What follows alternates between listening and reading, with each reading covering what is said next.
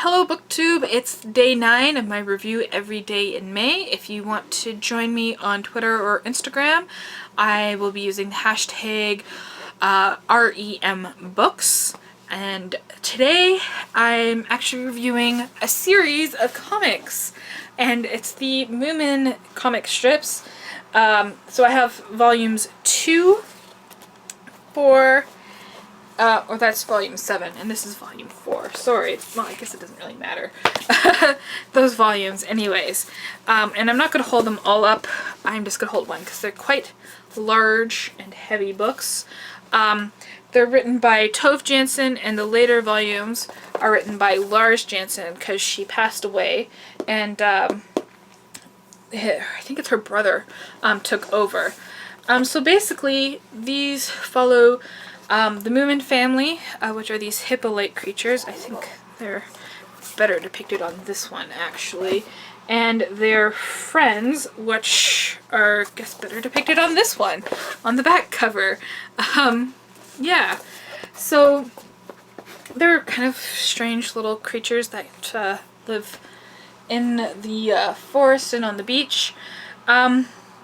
Each volume contains 4 stories. And they're told through a series of comic strips. So here we have the table of contents with the 4 stories. And here's the first story. And I guess the comics strips would have been released weekly. But they tell a story for, a few pages before the story ends, and they hop into the next story. No, I can read volumes 2, 4, 7. You could read them in any order because there's no continuation factors to consider. These are for both adults and children, and that they have these silly, wild adventures, but they also talk about things such as in this one they talk about colonization, they talk about child rearing, about relationships, and changing yourself to fit in a relationship or being yourself. What I really like is the Moomin philosophy. If people were to ask me what my personal philosophy is, I'd just say read the Moomin comics and the Moomin books, because that's my philosophy. Kind of like a carefree life, and keeping things simple. Creating experiences, having fun, being yourself is more important than these silly things that, adults worry about. About keeping a clean house. It's more important to have fun in your house than it is to worry about, whether the dishes are done or something like that.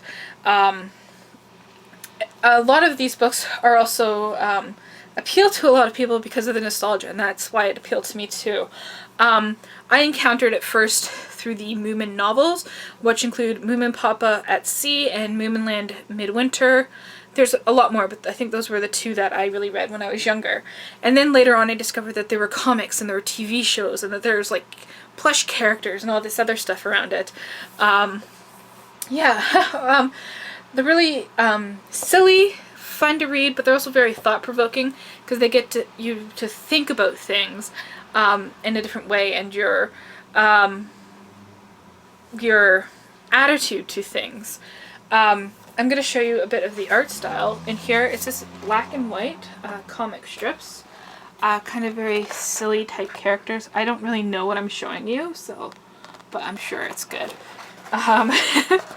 We have some more characters there. I don't know if it will focus. Yeah. And, the philosophy of generally just being kind to one another is what it addresses to. Life is too weird and short not to have fun and be kind. So that's the Moomin comics. I have nothing negative to say about these. Nothing.